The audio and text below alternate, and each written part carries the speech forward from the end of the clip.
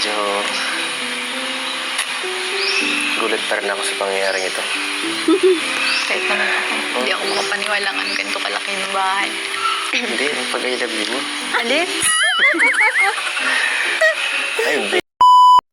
Ayan mga kalingap, ayan mga kamamshi, welcome back to my channel. Ayan, medyo matagal tayo medyo matagal tayo makagawa ng content. Ayan, pagpasensyahan nyo na po. Kasi naman nakalipas na araw is hindi lang medyo, talaga masama po yung pakiramdam natin. Pero bago yan, ayan, shoutout sa ating mga viewers. At syempre sa ating ama ng kalingap, Kuya Bal Santos Matubang, Ate Edna Vlogs, at Kalingap Prab. Ayan, support natin ko nilang mga channel. At syempre, pa-subscribe naman po. Baka hindi pa kayo nakapag-subscribe. Ayan, palambing naman po. Ito, samahan nyo na ako manood. Kahit alam ko napanood nyo naman na to, samahan nyo na lang ako ulit. Sama-sama ulit tayo manood dito. Tara, keep on watching. Pero bago pala yan, syempre, habang tayo yung nanonood, ayan, kain-kain tayo. Para tayo nanonood ng sine. Masarap to mga chocolate, crispy, spicy strip. Ayan. Nandiyan yan sa ating description. Kung gusto nyo matikman, pwede ko yung nito. Pwede nyo i-click yan. Tapos bili rin kayo. Masarap to. Ano siya? Lachaw. Tapos may pagka-crispy. Kaya habang nanonood tayo, syempre kumakain din tayo. Parang nanonood lang tayo ng sine. Go! Yan yung sense ata. Sense ata yan. Sama to Pagka umaba yung leg ni Beyonce, pag sabi, sense na yata yan. Uy, yan yung sense. Grabe. Let's go, Mike. Biancy, oh. Hello. Hello, Biancy. Hello? Kamusta? Ikaw ang kamusta? Okay lang ako. Ikaw yung mo. Oo, tungkol din sa mo likod. Okay na. Gawa nung mo eh. Nung binili mo. Malaking tulong yan. Yung protas. Tara, upo ka muna. Sige. Ganda dito talaga. Marami nang natutuwa dito kay Beyonce. Marami naman talaga natutuwa. Pero mas natuwa dahil talagang napansin nyo ba, nagsasalita na talaga siya. Sinasabi niya na kung anong gusto niya sabihin, di ba? Tsaka lumabas yung pagkalambing niya kay Edo. Ganda sa bahay mo. Yes. So ano ka na dito? Ano? Naka-adjust ka na sa bahay mo? Grabe. Sobrang ganda talaga, no? Hindi ko ma-imagine. Alam pa muna. Ay, grabe. Kung pagod ka. Sweet. Bait naman. Ganun talaga dapat aspasuhin ka. Ay, grabe. Sana lagi. Bihira naman kasi din magpunta ay. Mira. Siyempre, nakakaya din. Mahiya, huwag ka nang mahiya. Mamaya. Matagal na tayong eh. Tagal na magkakilala. Ganun. Hihintay lang naman ako pumunta ka dito. Naghihintay ka ba talaga? Pag pinuntahan kita talaga. Oo, syempre, naghintay talaga si Beyonce. Pag pinuntahan talaga kita. Bakit? Oo, syempre. Pero, siyempre, gusto ko rin naman may privacy ka minsan. Kaya, kakalipat sa inyo. Yes. So, inahayaan ko munang ma-enjoy mo yung Tama. Tama yung sinabi ni Edo. Kasi syempre medyo matured na siya. Tapos na siya dun sa mga moment na gusto lagi magkasama, gusto lagi magkadikit, 'di ba? Sa mga pa yun sa mga teenager. Tapos sa mga first time na ma-in love. Si Edo kahit papaano matured na siya. Ilang weeks naman na yun. Parang ilang weeks na. Ilang weeks na. So di ka naman dito naninibago. Di ka naman nalulungkot dahil malayo na kayo dun sa dagat. Medyo namimiss ko yung yung mga moment natin doon. Kaya nga kahit ako, mamimiss ko yung mga times natin dun, mga alaala sa dagat. Nagkukuha ka ng shell. Dati. Susunod, bisitahin natin? Sige ba? Tagal-tagal ko na rin din nakakapunta dun eh. Maghahanap ng tuktokin. Uy. Gusto lang mamasyal. Oo, magluluto-luto. Pag nag-scout ka, sama ako. Sige. Saan tayo dun? Ay, grabe. Talagang nag-uusap sila, nagpapalitan sila ng usapan. Buti kung payagan ka. Yung mama mo. O, paalam, syempre. Sige, bahala ka. Kaso parang di na pwede kasi nangingitim kang masyado nung sa velvet nga. Mas maitim ka na yata sa akin. Bakit ayaw mo na sa akin? Di naman. Oo. Wait lang, mabibilaw ka daw kay Beyonce.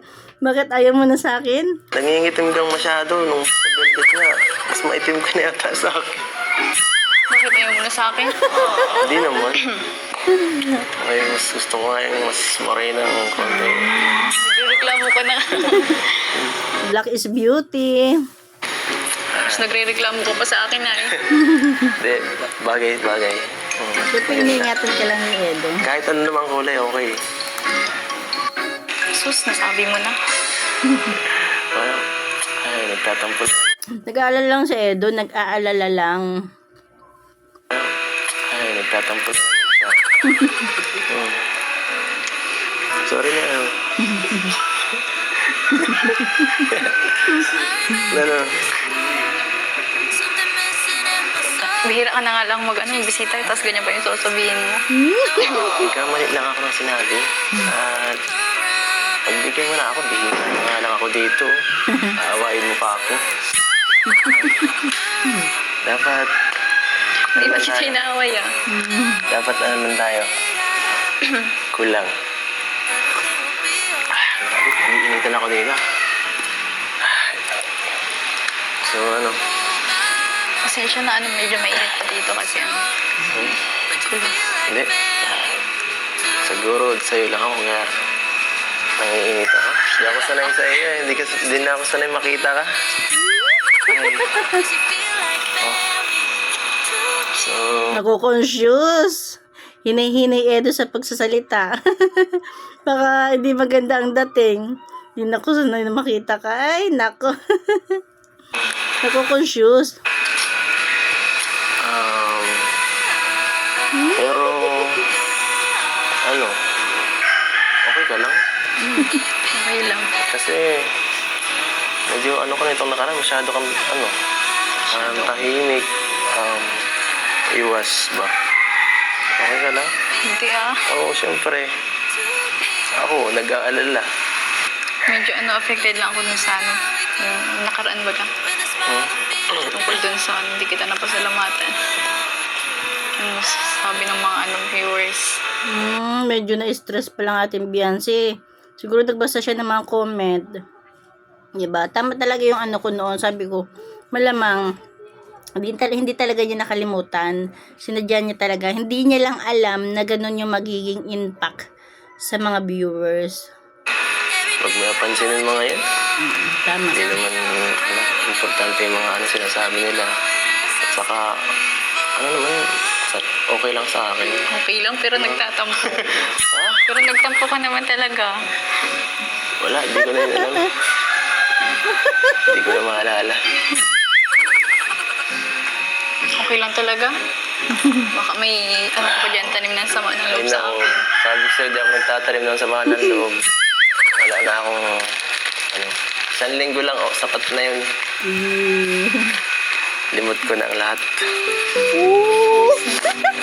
Ako, ginawa mo naman kung bata dito. Grabe, gulat ako dun na. Kaya mo na. Minsan ka lang naman magpunta.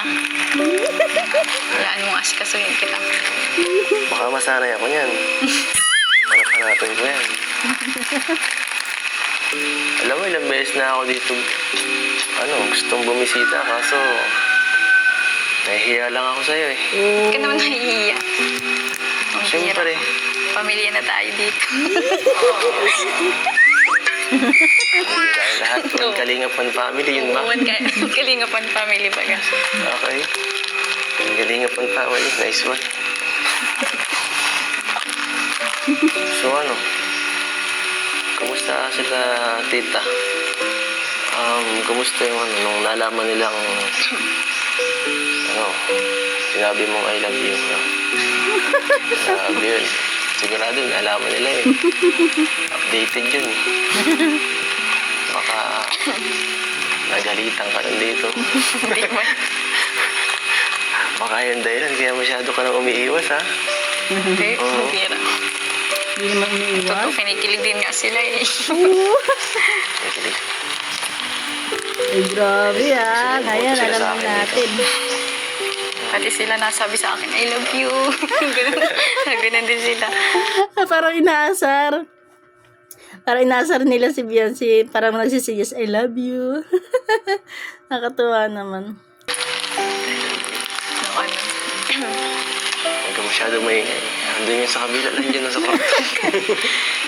Baka marinig ka masyado. Baka labasin ako dito. Baka ako palayasin. Ay, Siguro yung isa din yung sa dahilan kung bakit gusto ni Edong pumunta pero hindi siya pupunta dahil nahihiya siya. Isa yun sa dahilan yung nag-I love you si Beyonce sa kanya. Baka, inisip niya baka kung ano sabihin nila tatay, nila nanay, di ba? so... Ay, nakakaano talaga. Medyo... gulat pa rin ako sa pangyayaring ito. Kahit naman ako, hindi ako makapaniwala ng ganito kalaki ng bahay. Hindi, ang pag-I love you mo. Alin? Ay, bingi ka. Ulitin natin. Hindi ako makapaniwala ng ganito kalaki ng bahay. Hindi, ang pag-I love you mo. Alin? Ay, bingi ka na lang. Nabibingi ka dito, ah. Sa bagay, ang tahimik eh. Nakakabingi talaga. Ano yung sabi mo? Sabi ko, I love you. I love you mo.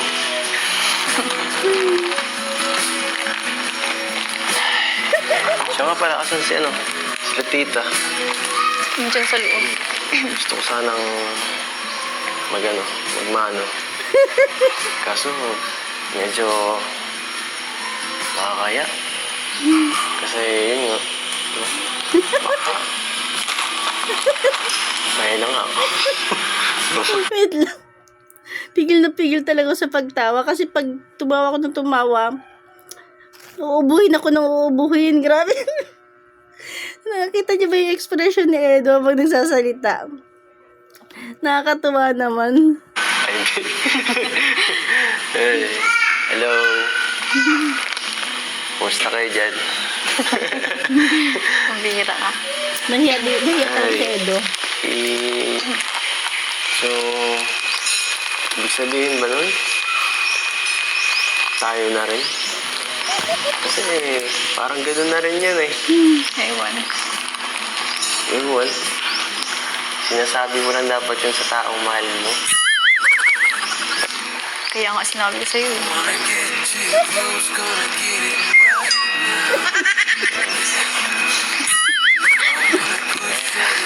Sinabi mo. Bakit nga? Bakit? Pambihira ka. Ka dyan. So, hindi, parang tayo na rin nun. Yes. Kasi umamin ka na eh. Change topic. Change topic. Oo. Mapapaga. Wala pang formal. Ano sabi ni Edo? Mapapaga. Mapapaga. Hindi ko na kailangan maghintay ng September para Sorry. para makuha ang ano mo. Oo mo. Change topic na. Oo nga, ano, kasi ilang buwan na lang naman, September na. Mag-18 na si Beyonce. Hindi kaya nakukonsensya lang si Beyonce sa nagawa niya nung ribbon cutting kay Edo, kaya napaga yung Pero totoo naman, talaga may feeling siya kay Edo, pero yung pag-announce ba talaga ngayon? Hindi naman, kasi yung dalawang episode nga, nangyari yun, hindi pa ribbon cutting. O nga pala, doon pa lang nag-I love you na siya. Tama ano. Nainis ka na eh. So, ibig sabihin pa nun Shoot na kita.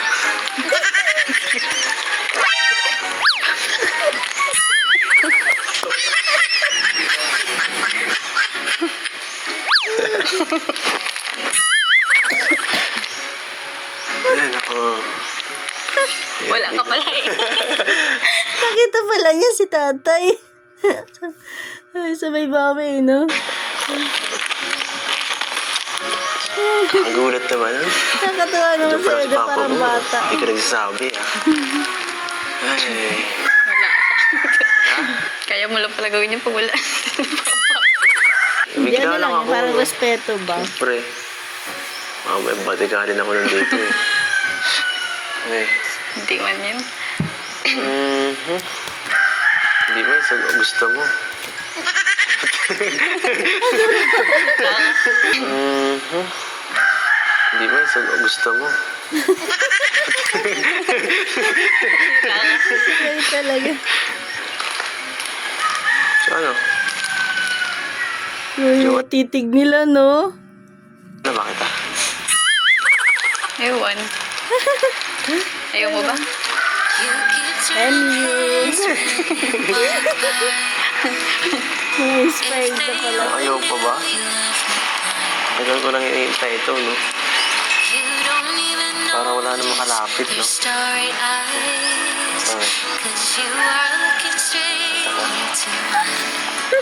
Ako na yan. Nakakakawa mas bagay.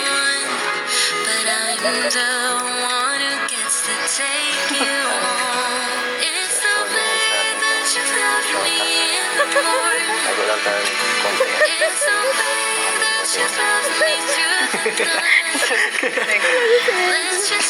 Parang teenager, no? Grabe.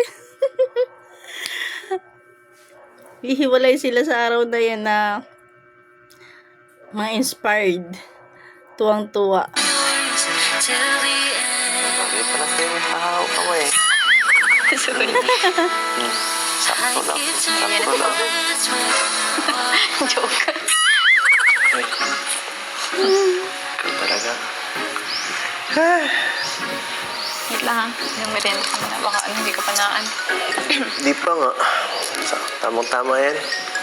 Gutom na ako. Tama mo na ako. Tara. Gusto mo naman. Hindi na mangiti ni Edo. Masyado ko nagpapamiss.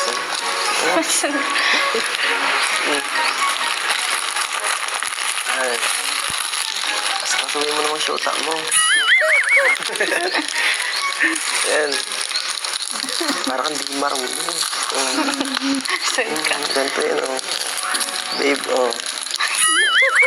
Babe, oh. Ikaw. Kala ko mga mag-shota eh. Ganun yun eh. Ako. Hindi ko gusto niya. Ay. Ako nagkakashota. Tinuturuan nga kita eh. Oh. Kain ka. Sige lang. Ay, naku. Huwag kang magpapagutom. Kain. Sama yan. Alam ko, ayaw mo gusto mo magbabayad, pero ayaw ko nagugutom ang jowa. Oh. Kaya na.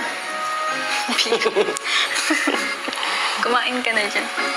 Kumain ka na dyan. Ikaw kumain. Busog nga ako. Magkain ka na. No. Sige ka, tatampo ako sa'yo. Suyuin mo ako. Ay, naku, bawal yan. Pagkain tayo dito, hindi. Hindi. Hindi natin yung kailangan. Total, may pagkain ako dito. Naghirapan kong buksan to. Kainin mo to.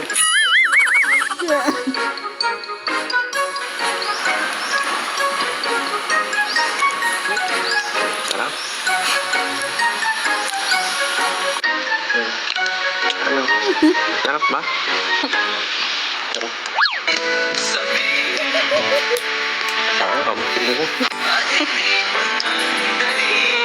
Grabe, ang cute nila. Sarap yata ito ngayon ah. Parang may ibang flavor. Ano ba yun? Grabe. Baliw ka. Ano ka? Huh? Nakabaliw Ano mo. sinasabi mo? Ha? Oo kasi. Kasalanan mo to eh. Kasalanan mo to. Nakalit na ako eh. Nakalit na ako. Gusto ko tuloy lagi.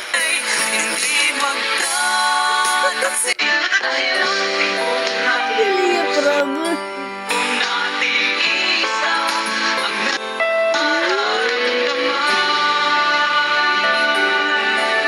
May init pala bro, dapat may aircon.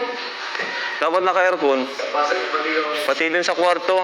BNC, wala pang naka-aircon dito? Kahit anong kwarto? Sabagay, makikuryente yan, ano? Ha? Buksan ko lang po yung bintana para Sabi na buksan mo lang yung bintana para presko. Ang cute no, kakita mo. Sa laro sila. Hello, ang cute oh. Ay, Nay, maganda na dito, no? Laruan nyo, Nay. Baby. Masusundan na si Baby. Sabi ko masusundan na si Baby. Bagong bahay. Siya Hello. Mainit ata dito, Nay. Medyo po. Dapat naka-aircon dito, Nay. Si Baby. Kaya sarado, binubura ka sa namin pag Ha? nakabukas lang pag umaga. Mainit kasi ang Mainit. singaw eh. Mainit ang singaw kasi diretso yung araw. Dapat kahit sana isang bahay nyo naka-aircon, yung window type lang, baga mura yun. Pero mas matipid naman yung split type. Pero ayun, si Dr. Love na bahala dyan. Doc! May project ka, Doc. Yung kinita mo, nagsahod na si Doc, no? Nagsahod na si Doc. O, Doc, nagsahod ka na, mag-donate ka ng isang aircon. Kasi content ni Doc, ay no? Daming content dito ni Doc. Sunod-sunod, nakita ko. Dapat aircon naman, Doc. Huwag yung puro galing sa sponsor. Oh. Ayan. Ay, grabe, may package. May package, guys. Sana meron tayo dyan. Sabay nakatuwa. Si Kalinga, David yung nagsalita ng gano'n na sana meron tayo dyan. Pero kalabas-labasan, hanggang matapos, hanggang maubos yung laman, walang laman para kay Kalingap David. Nakakalungkot naman para sa kanya. Halos lahat meron, si David lang talaga yung wala.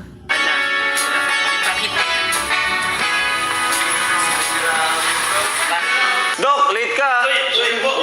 Wala na. Ayan, tapos na yung package dyan. Tapos na magbigay-bigay ng mga laman. Meron din si Dr. Love, syempre. Ito maganda, pakinggan natin. Tapos na.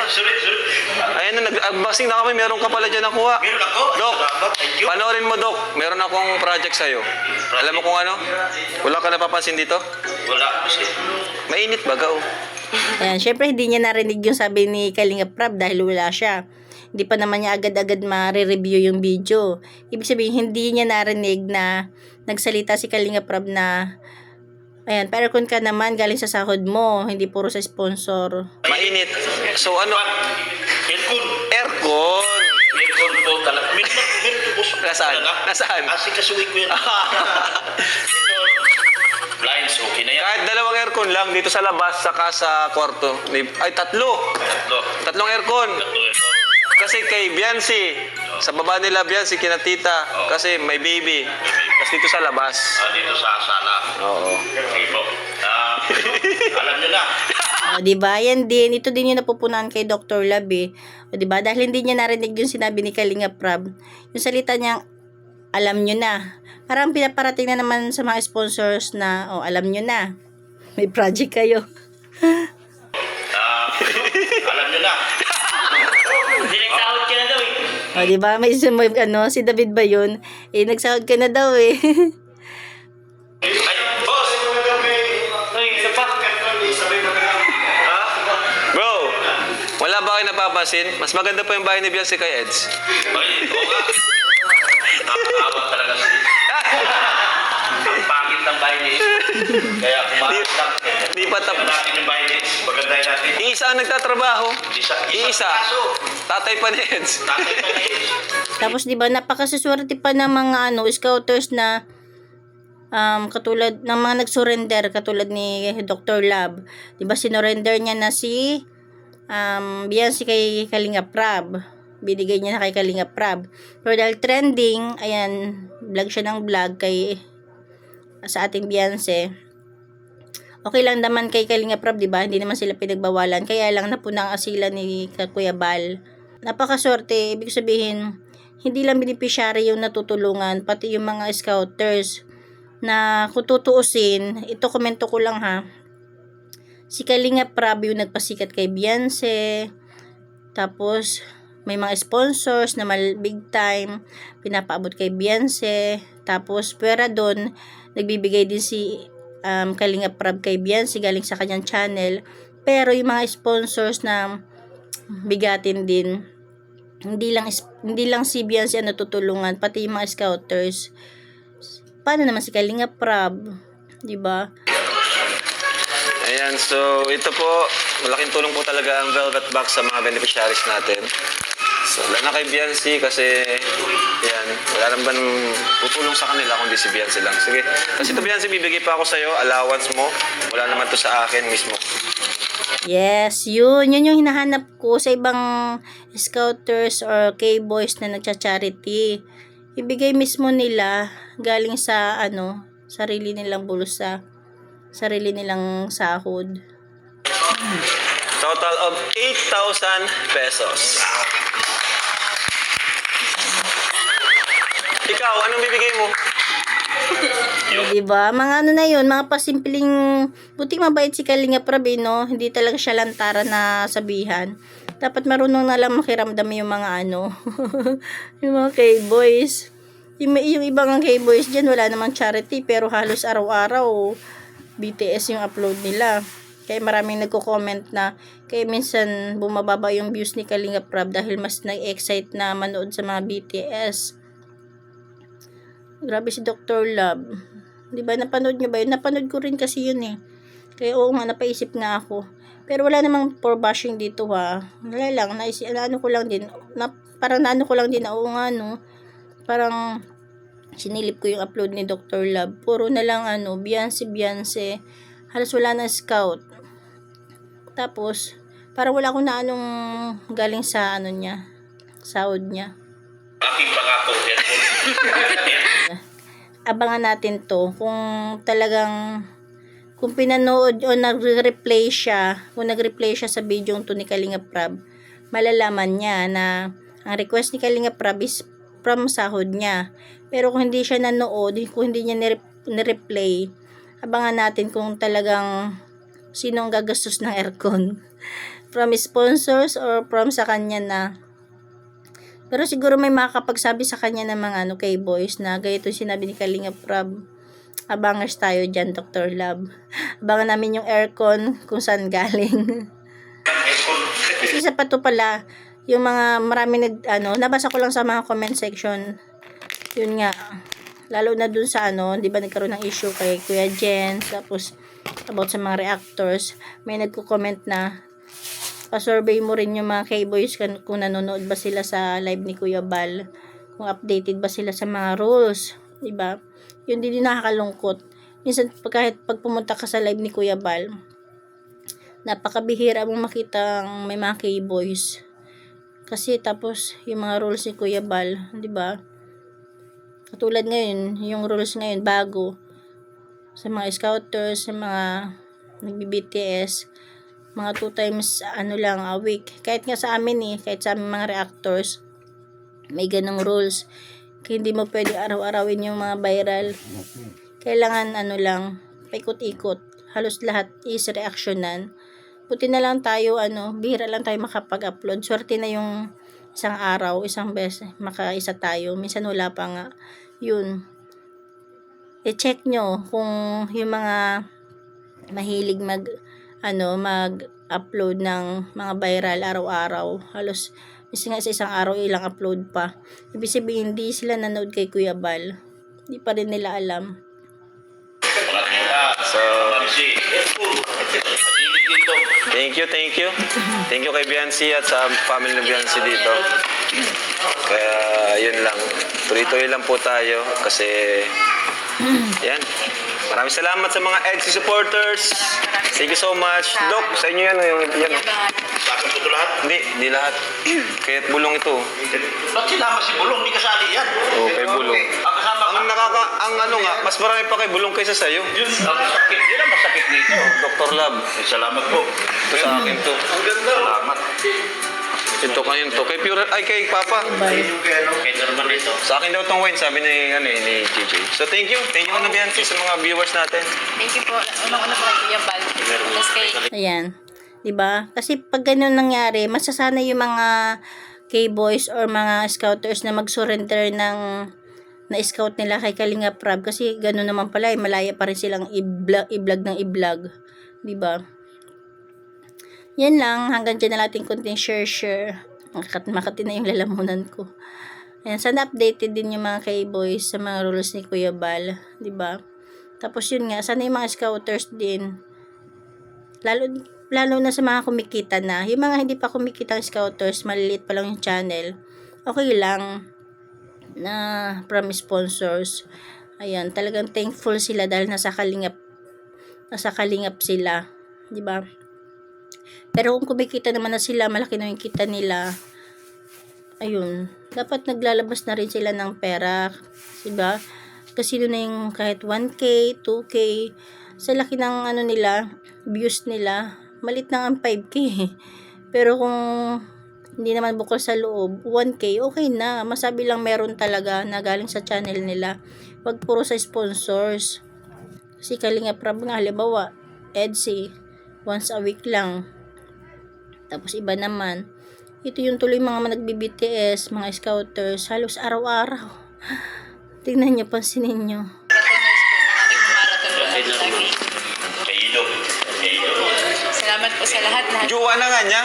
Salamat din kay Ido po lagi. Jowa na niya kanina. Wala ka. Oo. Wala nang kaabangan. Doc, wala nang kaabangan sa September. Wala na. Wala nang kaabangan. Nag-amin. Wala. Nag-amin na. Ayan, napapagalataan mga late. Hindi. Wala na. Lugi na ang negosyo nyo. Guys, O, diba? Dapat kung i-replay to ni Dr. Lab at saka ni Red Zane. Ayan. Lugi na negosyo nyo. Kasi pinagkakitaan na nga talaga eh. Ginawa ng negosyo. Yung pag-upload sa mga viral, lalo na sa EDC.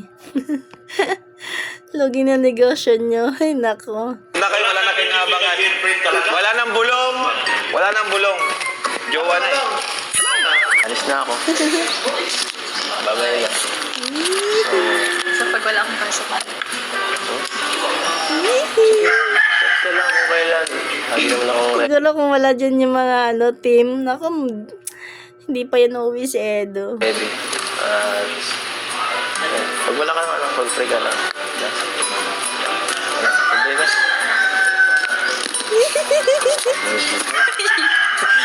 Malungkot na kasi mga alis ka na. Ewan ko na. Sige, naingat ka dyan ha. Chat ka na lang. Oo. Okay na. Ayun na. Ay. Ang miss kita. Mimiss agad.